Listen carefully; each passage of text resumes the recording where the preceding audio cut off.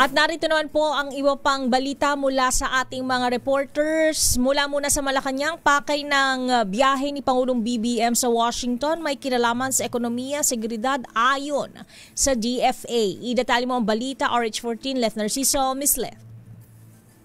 Ms. Thea Ray, tuloy na ang lipad ni Pangulong Ferdinand Marcos Jr. patungong Amerika sa susunod na linggo. Sa pre-departure briefing sa Malacanang, sinabi ni DFA Assistant Secretary Raquel Solano na layo ng biyahe ng Pangulo ang patuloy na pagpapalakas ng relasyon ng Pilipinas sa Estados Unidos at kooperasyon sa ekonomiya.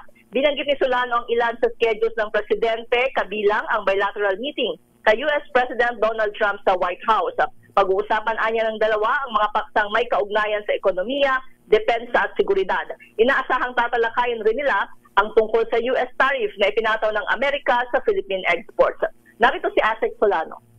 The purpose of this visit is to further strengthen the Philippines-United States alliance, to proactively engage the U.S. in all aspects of the relations and seize opportunities for greater security and economic cooperation.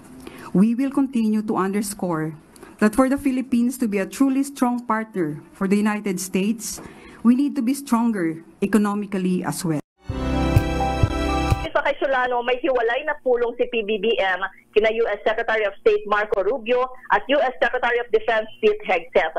Humiling din anya ng meeting kay Pangulong Marcos ang maraming negosyante sa Amerika at sumang-ayon naman dito ang Pangulo, lalo't karamihan sa mga ito ay nasa proseso na ng pamumuhunan sa Pilipinas. Binanggit ng DFA na si Pangulong Marcos ang unang ASEAN Head of State na naimbitahan para sa isang official visit sa US mula nang maupo si President Trump ngayong taon.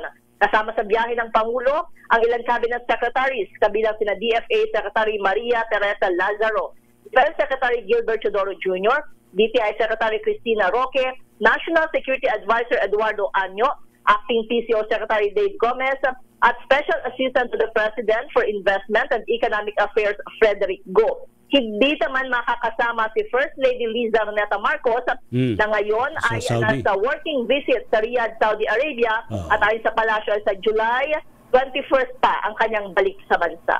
Ito si Leth Narciso para sa DZRH, una sa Pilipinas, una sa Pilipino. Thank you. Maraming salamat, Miss Leth, mula sa Malacanang.